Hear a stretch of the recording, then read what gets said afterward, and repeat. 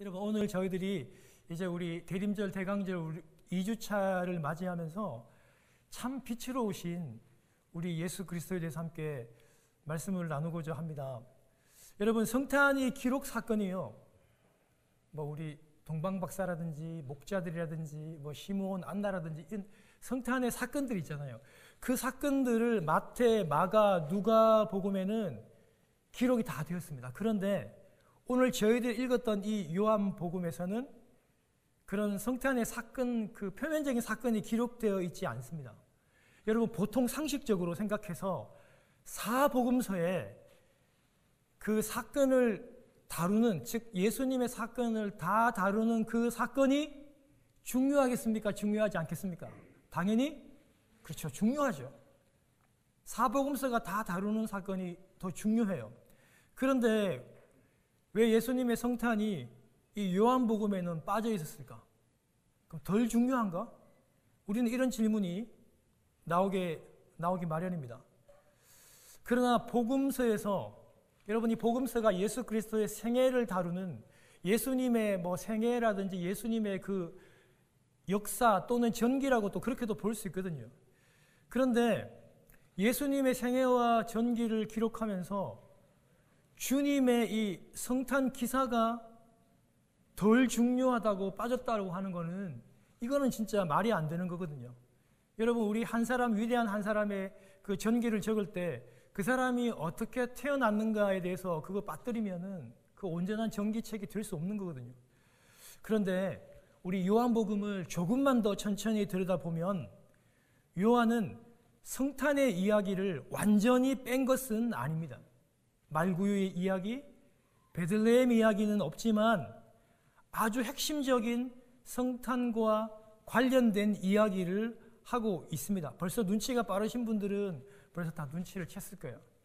당시 요한은 성탄의 사건과 이야기를 먼저 기록된 마태, 마가, 누가복음에서 이미 그것은 많이 설명되었다고 생각을 했고, 그래서 한참 후대에 기록한 이 요한복음에서는 성도들이 다 알고 있는 그 성탄의 그 이야기들을 언급하기보다는 새로운 성탄의 의미를 우리에게 설명하는 것으로 성탄의 그 사건을 대신합니다.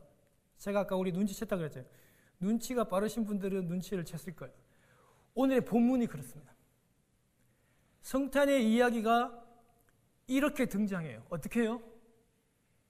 빛으로 오신 예수 그리스도. 이게 여러분, 말구유의 사건은 말구유가 나오고 동물들이 나오는 그런 것으로 출발하는 것이 아니라 빛으로 이 땅에 오신 성육신하신 그 예수 그리스도의 그 이야기를 그렇게 풀어가고 있다는 거예요. 성탄의 이야기에는 그 참 빛으로 등장하고 있습니다. 빛이, 5절에 보면 빛이 어두움에 빛이 돼 어두움이 깨닫지 못하더라. 9절에 보면요, 참빛 곧 세상에 와서 각 사람에게 비추는 빛이 있었나니. 14절에 보면 말씀이, 여러분 이 로고스는 예수 그리스도입니다. 말씀이 육신이 되어 우리 가운데 거하심에, 그리고 우리 가운데 사셨다는 이런 구절들이 등장합니다. 표면적으로 성탄의 사건을 직접적으로 이야기하진 않아도 빛으로, 참 빛으로 이 땅에 오신 성탄을 요한은 이렇게 기록을 하고 있는 것입니다. 설명이 길지는 않으나 성육신하신 예수 그리스도, 예수는 참 빛으로 오셨고 육신이 되어서 우리 가운데 함께 있었다. 육신이 되어서 우리와 같이 그 어머니의 태중에 약 9개월에서 10개월 정도 똑같이 계셨고, 그 여인의 자궁 안에서 잉태되고 자라나셨고 또 이 땅에 친히 사셨습니다. 이것이 성탄에 대한 요한의 설명입니다. 다른 성탄 기사에서는 찾아볼 수 없는 전혀 다른 시각으로 보고 있다는 겁니다. 말씀이, 즉 이 로고스, 예수 그리스도가 육신이 되었다. 이 말씀이 태초에 계셨대요. 여러분, 이 태초라고 하는 말은 히브리 여러분 이 원문의 직역으로 보면 머리라는 뜻이에요. 머리에 처음이라. 여러분 우리 한국 사람은 자꾸 머리가 나쁘다 좋다 이렇게 생각하는데 히브리 사람의 여러분 이 머리의 개념은 이 먼저라는 처음이라는 그런 뜻이거든요. 히브리 사람들은 순서를 매길 때 항상 이렇게 머리, 눈썹, 눈 이렇게 순서를 매기면서 설명을 합니다. 즉 머리로부터 시작되는 이 말을 태초에라고 그렇게 번역을 한 것입니다. 맨 처음 시작하는 지점에서 말씀이신 예수 그리스도가 계셨다는 거예요. 그 처음, 그 태초, 시간이 되는, 창조되는 그 시간, 그 즈음, 그 이전에 이미 창조 이전에 이런 지구의 시간의 개념이 없었을 그때도 우리 예수님은 이미 말씀으로 계셨다는 겁니다. 여러분 저희들이 시간 속에서 살고 있잖아요. 예를 들면 여러분 이 시간은 어떻게 보면 지구 안에서 우리가 살아가기 때문에 가능해요.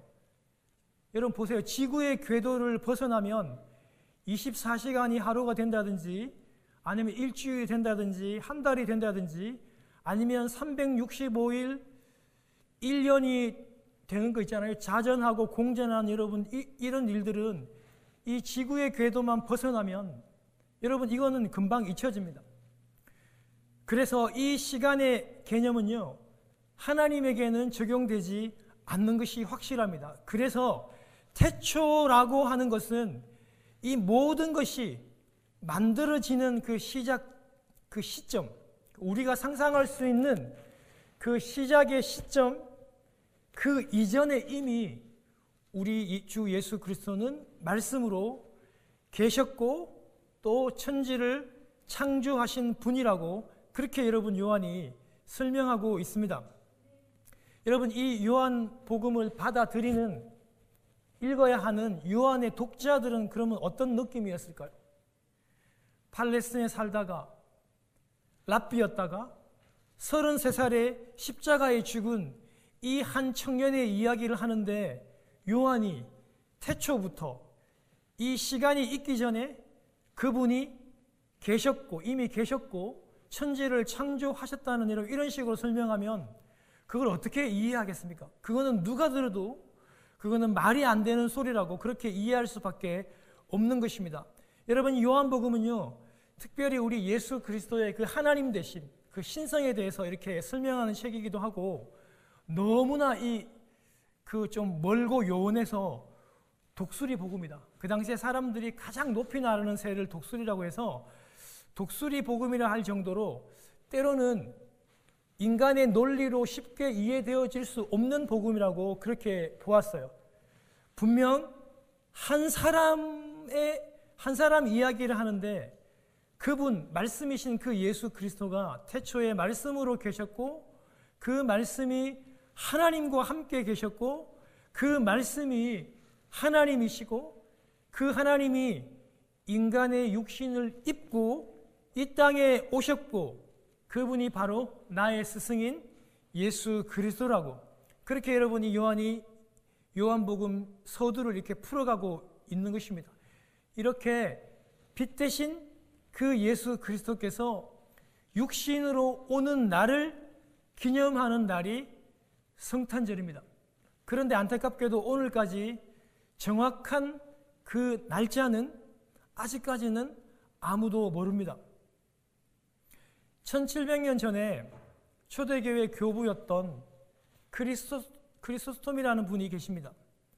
그분은 누가복음 1장을 배경으로 여러분 세례 요한의 아버지 사가랴 여러분 세례 요한이 그 아버지 어머니가 아주 나이가 많이 되었을 때 자식이 없을 때 태어났잖아요.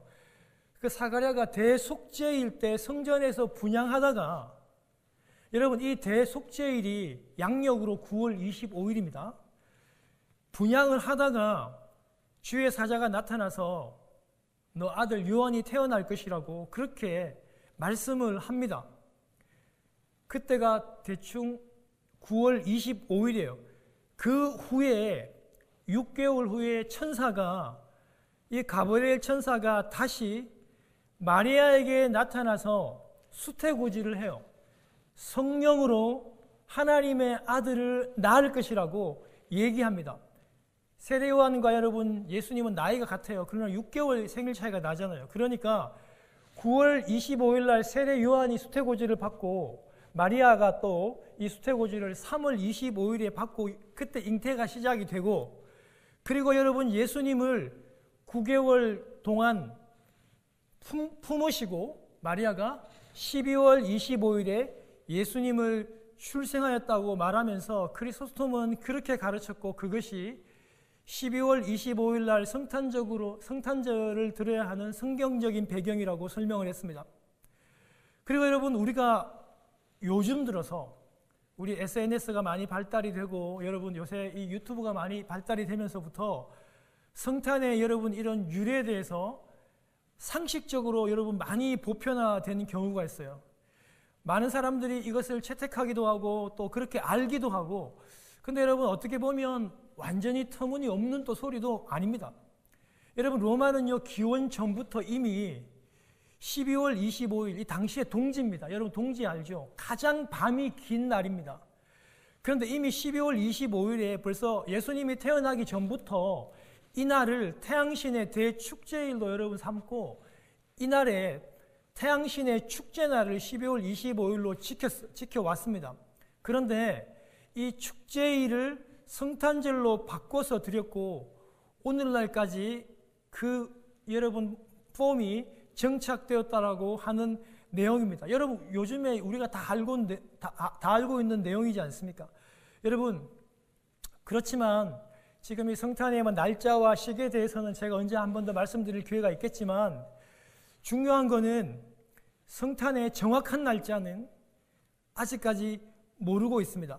왜냐하면 성경도 거기에 대해서 침묵하고 있고, 초대교회 문헌에서도 예수님의 생일 날짜는 기록되지 않고 있습니다. 여러분 잘 보세요. 초대교회에 가장 많이 영향력을 미쳤던 초대교회 최고의 여러분 리더였던 야고보 장로님은 예수님의 친동생입니다. 여러분, 예수님의 생일을 알려면 충분히 알 수 있었어요. 오늘 요한복음을 기록한 사도 요한은요, 예수님의 부탁을 받아서 평생 동안 예수님의 어머니 마리아를 모시고 살았던 사람이에요. 예수님의 생일을 분명히 알고 있었을 확률이 아주 높습니다. 그러나 그들은 성탄의 정확한 날을 침묵합니다. 이 말은 여러분, 날짜가 중요하지 않다는 게 아니라 예수님이 태어난 그 날짜 자체보다도 더 중요한 사실이 있다는 겁니다. 가령 여러분, 초대교회는요, 초대교회가 강조한 게 뭡니까? 예수님의 태어난 날을 거룩하게 여러분 신성시하고 그날을 지키고 하는 게 중심이 아니었어요. 초대교회는요, 오직 강조한 것이 뭐냐면 부활하신 예수 그리스도였어요. 초대교회가 관심을 가지고 증거한 것은 예수 그리스도의 부활의 사건과, 그렇게도 순교하면서 고통당하면서도 그들이 끝까지 증거한 게 부활과 다시 오실 그 재림에 대한 예수 그리스도가, 다시 오실 예수 그리스도가 그들의 신앙의 중심이었어요. 여러분, 우리가 날짜를 맞추는 거, 그것이 여러분 어쩌면 더 중요하지 않다는 겁니다. 그런데 분명한 것은요, 예수님이 태어나셨을 그 당시에 그 시점이 영적으로나 사회적으로나 칠흑같이 어두운 밤이었다라고 하는 사실은 분명합니다. 온 세상이 어둠이었어요. 여러분, 영적으로 백성들을 지도해야 될 종교적인 리더들은요, 저 같은 목사들은요, 율법주의에 사로잡힌 채 이 제사장들, 사두개인들, 바리새인들은요, 다들 자기들 배 채우는 데만 다들 정신이 없었어요. 여러분, 경제적으로는 어떻습니까? 정치적으로는 어떻습니까? 문화적으로는 어때요? 다 로마에게 다 빼앗겼습니다. 압제당하고 착취당하고, 가난한 백성들은 굶주림으로 여러분 희망이 없어요. 여러분 저도 벌써 50대 초반이니까 여러분 저도 굶고 자란 세대 아니거든요. 여러분 우리 일주일씩, 2주일씩 식구들이 그렇게 한번 굶어 보십시오, 여러분. 가난한 사람들이 그 굶주림으로 희망 없이 칠흑같이 어두움을 맞이하면서 예수님이 오시는 그 당시에 살았다고요. 영적으로나 사회적으로나 역사적으로나 정치적이나 종교적이나 다 어둠이었어요. 그리고 주님이 태어날 여러분 자연적으로 시간적으로도 어둠이었어요. 낮이 빛이 가장 짧고 어두움이 가장 긴 동지였습니다. 사랑하는 여러분, 예수님이 태어날 그 시점이 이렇게 어두움이 가장 길었던 동지, 사회적으로나 정치적으로나 경제적으로 가장 칠흑같이 어두웠던 여러분, 이 어둠이 여러분 이게 과연 우연일까요? 예수님이 태어나다 보니까 그렇게 태어난 것일까요? 사랑하는 여러분, 빛이 언제 가장 핀답니까? 여러분 맞습니다. 칠흑같이 캄캄할 그때가 빛은 가장 밝고 가장 잘 보입니다. 반면에 주위가 대낮같이 밝은 네온사인 전기등으로 가득 차면, 예를 들어 볼게요. 요즘 여러분 우리 월드컵 좋아하잖아요. 여러분 월드컵 야간 경기 보세요. 여러분 그 스테디움 안에 있는 사람들이요, 낮인지 밤인지 구별을 못합니다. 여러분 제가 우리 장로님 두 분 모시고 우리 US 오픈 한번 저녁에 한번 보러 간 적이 있거든요. 얼마나 여러분 불을 밝게 켜놨는지 도대체 밤인지 낮인지를 그 보는 그 안에 들어가 있는 순간에는 구별을 못해요, 여러분. 왜 그래요? 빛이 없어서가 아니고 빛이 아닌 것이 너무 밝기 때문에 그래요. 빛이 아닌 것이 너무 밝기 때문에 빛을 잘 못 보는 겁니다. 사랑하는 여러분, 우리가 대강절 이 2주차에 우리는 참 빛으로 오신 예수 그리스도, 그분을 먼저 알아야 합니다. 그리고 그 참 빛으로 오신 그 예수 그리스도를 믿어야 합니다. 할렐루야. 그리고 그 참 빛으로 우리는 하나님의 자녀가 되는 권세를 누린다고 하는 사실을 또 믿어야 합니다. 즉 구원을 누리고 잡아야 한다는 말입니다. 여러분 이것이 성탄을 기다리는 이 대강절을 살아가는, 그리고 성탄의 진정한 의미라고 할 수 있겠습니다.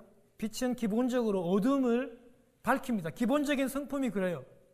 여러분 요한복음 1장 1절과 창세기 1장 1절이 아주 비슷합니다. 오늘 여러분 요한복음 1장 1절 보세요. 태초에 말씀이 계시니라. 말씀이 하나님과 함께 계셨으니 이 말씀은 곧 하나님이시라. 여러분 우리가 창세기 1장 1절 우리 다 외우고 있잖아요. 태초에 하나님이 천지를 창조하시니라. 여러분 그 다음으로 넘어가면요, 창세기 1장 3절에 보면 하나님이 이르시되 빛이 있으라 하시고 빛이 있었고, 하나님이 제일 먼저 빛을 창조했습니다.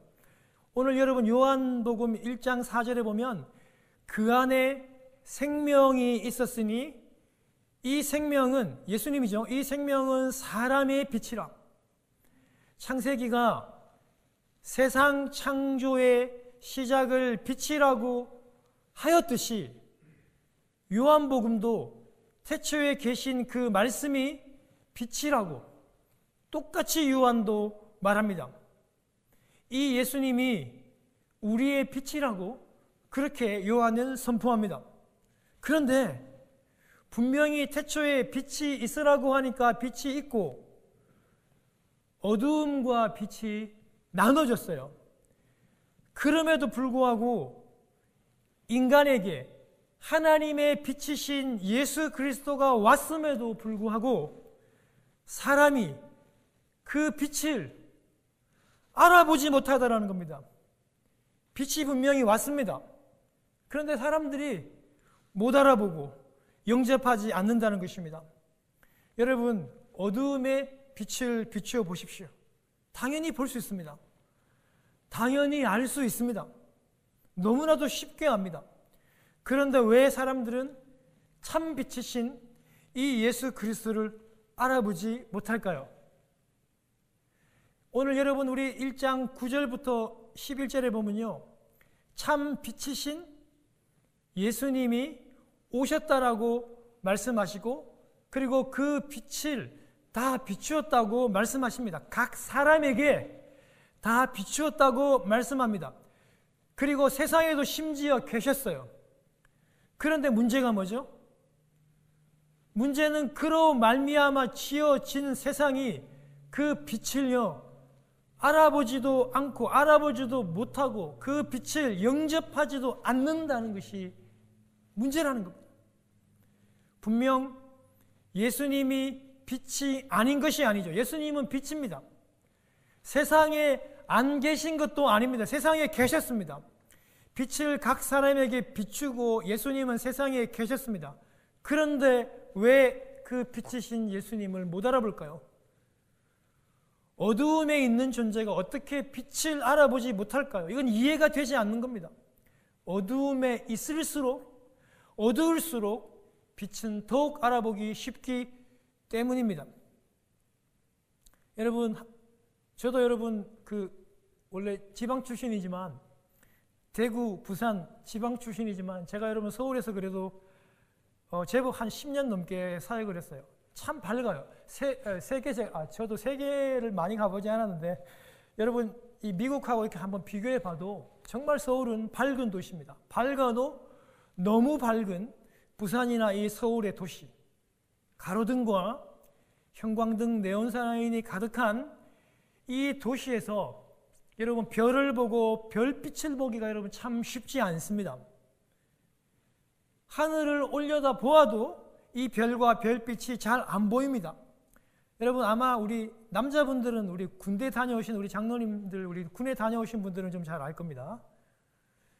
여러분 군에서 여러분 이 최전방이나 여러분 산골 깊은 곳에서 훈련을 받다 보면 뭐 매복을 쓰든지 여러분 하다 밤새도록 여러분 그곳을 지키다 보면 그 칠흑같이 캄캄한 그 산 가운데서 하늘을 보면 하늘에 여러분 그 별이 그렇게도 환하고 빛납니다. 마치 정말 막 우수수 떨어질 것처럼 하늘이 그렇게도 환해요. 어두운 그 산에서 그 별빛이 더 잘 보입니다. 쏟아질 듯이 가득한 환한 밤하늘의 별빛을 볼 수 있습니다. 이 세상에서 사람이 빛을 더 잘 볼 수 있어야 함에도 보지 못하는 그것은 이 세상이 가짜 빛이 너무 많기 때문입니다. 주님은 그 다른 곳에 그 가짜 빛에 현혹되지 말고 나를 보라고 날마다 말씀하십니다. 나를 믿고 나를 좀 생각하라고 말씀합니다. 가짜 빛에 현혹되지 말고 빛이신 나를 보고 나와 함께 교제하고 나와 함께 생각하자고 날마다 우리에게 말씀합니다. 계속해서 우리에게 외치고 가르칩니다. 나를 쳐다보라. 빛이신 나를 보라. 나와 함께 하자. 그 가짜 빛, 그 우상의 빛을 끄고 이제 나와 함께 하자고 참 빛이신 하나님을 보라고 우리 주님은 날마다 성령으로 우리와 함께 합니다. 여러분 세상에는요 많은 빛이 있어요. 설교를 준비하면서 목사지만 세상에 있는 많은 빛이 뭘까 떠올렸을 때 저는 돈의 빛이라는 생각이 제일 먼저 들었습니다. 목사님 저도 돈 참 좋아합니다. 돈이 있으면 불편하게 안 살아도 되고 돈이 있으면 좀 편하게 살 수 있고 좀 남들을 좀 도와주기도 하고 여러분 이 돈은 중립적이고 누구에게나 다 필요해요. 그런데 여러분 우리가 돈에게 너무 집중하면 이 돈의 빛이 너무 강력하기 때문에 빛이 아닌데도 불구하고 이 돈이 빛처럼 보일 때가 많습니다. 여러분 안 그렇습니까? 여러분 성공이라는 거 때로는 안정적인 직장이라는 빛도 그렇습니다. 여러분 요즘 젊은이들은 이 자녀라고 하는 자녀라 그러면 다 끔뻑 다 넘어갑니다. 모든 자녀들을 다 이 스케줄에 맞추잖아요. 자녀들이 헛된 빛이 될 수도 있습니다. 편안함과 풍요, 안정과 같은 빛에 오늘날 현대인들은 매료되어 있습니다. 이 빛이 나를 빛나게 해준 것처럼 그렇게 착각하고 그 빛에 현대인은 매료되어 있습니다. 여러분, 우리 여성분들이요, 작게는 수천 불, 많게는 수만 불의 여러분 그런 명품 가방과 주얼리, 명품 옷을 입고 다니기를 너무 좋아하잖아요. 샤넬, 구찌, 프라다, 루비통. 여러분, 우리 다 넘어가지 않습니까, 여러분? 못 가셔서 그렇지. 여러분 가질 수만 있다면 여러분 아마 집에 하나씩 다 가지고 계실 텐데요. 여성분들은 여러분 그런 명품 가방, 명품 옷, 주얼리에 그렇게 마음이 간대요. 남자들은 어때요, 여러분? 우리가 막 기를 쓰고 여러분 우리 좋은 차 막 타고 다니려고 하잖아요. 좋은 시계 이런 거. 여러분 그 테니스 선수 나달이 여러분 차고 다니는 그 시계, 리차드 밀이라고 하는 여러분 그 시계가 72만 5천 불이라 하더라고요. 72만 5천 불이에요. 여러분 왜 그러냐면 여러분 이 고급차, 여러분 이런 고급 시계들이 나를 빛내줄 것이라고 믿기 때문이에요. 사람들이 막 자기를 쳐다보고 탄성을 지르고 부러워하니까 이 차가, 이 돈이, 이 시계가 자기를 빛을 내어줄 것처럼 그렇게 착각하고 산다는 거예요. 세상의 방식으로는 맞죠. 여러분 세상의 방식으로는 맞아요. 남자들이 여러분 그런 비싼 스포츠카를 타고 다니고 고급 시계를 차고 다니고 하면 사람들은 다 그렇게 빛이 있는 것처럼 쳐다봐주죠. 그러나 성경은 그렇게 얘기하지 않습니다. 그것이 빛처럼 보이나 영원한 빛을 내는 참빛은 아닙니다. 참빛은 오직 예수 그리스도 뿐입니다. 할렐루야. 예수님이 여러분을 참 빛으로 비추고 계십니까? 매일 그 빛을 느끼며 살아가십니까?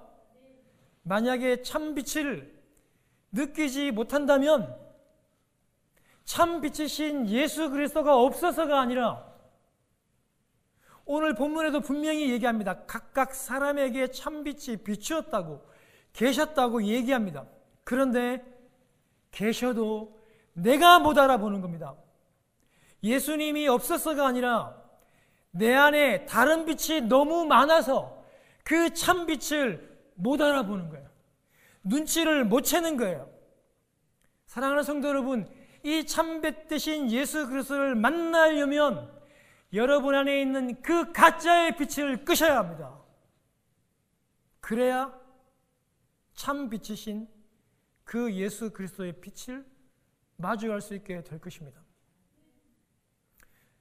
혹시 여러분 가운데 이렇게 생각하시는 분도 계실 거예요. 어차피 다른 빛도 있고 살아가는데 목사님 뭐 큰 지장 없어요. 먹고 살기 큰 지장도 없고 굳이 참빛이라는 그 예수 그리스도의 빛이 아니라 해도 살아가는데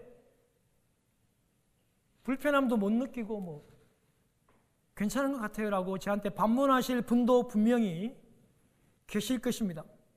사랑하는 성도 여러분, 그럼에도 불구하고 우리가 참 빛이신 예수 그리스도를 찾아야 하는 참 빛이신 예수님을 만나야 하는 이유가 뭐냐면 오늘 12절과 13절에 나옵니다.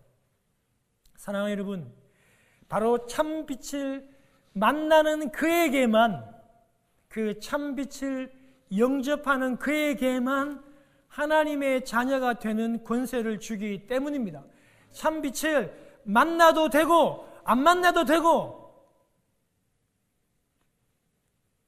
그냥 껌이나 풀빵처럼 생각하고 이래도 되고 저래도 되고 생각하는 그런 종류와 그런 성질이 아니라니까요, 여러분. 안 만나면 죽어요, 여러분. 자녀가 되는 권세를 누리지 못합니다. 여러분, 이 권세는요, 오늘 분명히 나오죠. 13절에 혈통으로나 육정으로나 사람의 뜻으로 되는 것이 아니래요. 오직 하나님의 은혜로, 오직 하나님으로부터 나오는 것이래요. 할렐루야. 내 안에 하나님이 계시고, 그리고 여러분 이 예수를 믿고 싶은 마음이 생기고, 오늘도 여러분 예배를 드리고 싶어가지고 이 자리에 오셨잖아요. 여러분 집에서 여러분 지금도 우리 아프셔가지고 다치셔가지고 여러분 우리 줌으로 예배 드리고 계시는 분이 계시거든요. 지금도 그런데 집에서 여러분 줌으로 여러분 찬양 드리는 거 하고 오늘 찬양팀이 함께 이렇게 예배 드리고 하는 거는요, 진짜 하늘과 땅 차이입니다.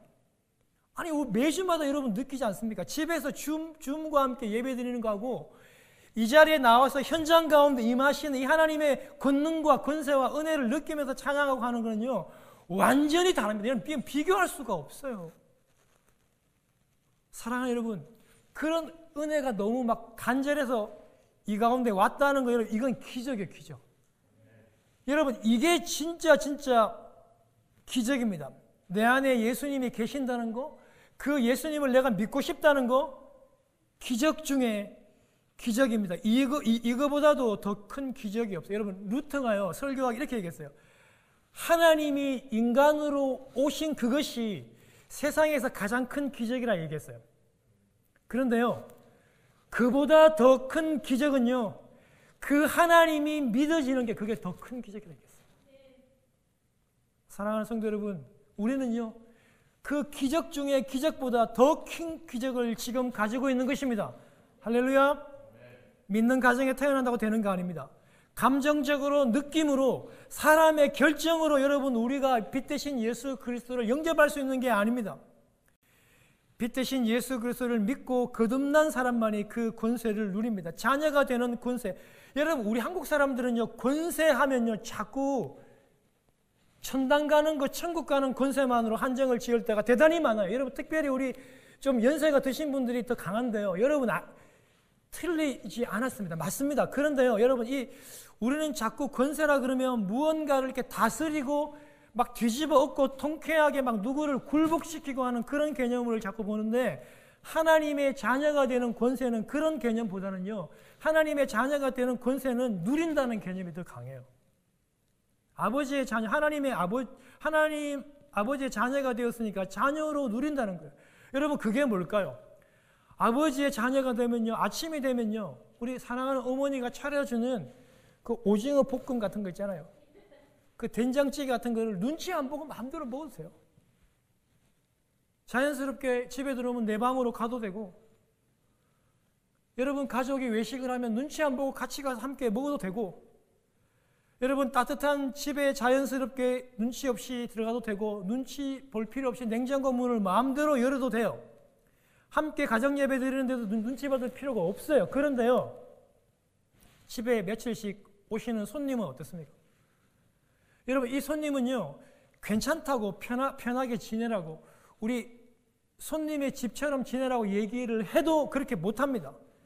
여러분 손님은요 그 집에 오면요 냉장고 문도 마음대로 못 엽니다. 화장실 갈 때도 숨을 죽이면서, 물을 내릴 때도 항상 고민하고 물을 내립니다. 그만큼 여러분 손님은 그런 부담을 느끼게 되죠. 하나님의 자녀는요, 하나님 아버지의 자녀니까 마음대로 누릴 수 있는 것입니다. 사랑하는 성도 여러분, 이제 설교를 마치겠습니다. 대강주일 2주차를 살면서 우리가 한번 이렇게 적용해 보기를 원합니다. 참 빛이신 예수 그리스도를 알고, 참 빛이신 예수 그리스도를 바라보고, 참 빛이신 예수 그리스도를 믿고 자녀가 되는 권세를 누리고 그 구원에 감격하는 여러분들이 되기를 바랍니다. 사랑하는 여러분, 이 세상의 이 영상의 빛, 여러분 이 휴대폰 스마트폰을 조금 줄이십시다. 유튜브라고 하는 그 세상의 빛을 조금만 한번 좀 꺼보시고 좀 줄여보기를 바랍니다. 월드컵 너무 좋아하지만 그 월드컵이라고 하는 그 빛을 조금 더 좀 내려놓으시고, 이 주간에는 우리의 신앙의 선배들이 그렇게 했던 것처럼 주 예수 그리스도의 그 구원의 감격과 다시 오실 재림을 기다리며 금식하고 사복음서를 읽고 묵상하고 찬양하는 여러분 되시기를 주님의 이름으로 축원합니다.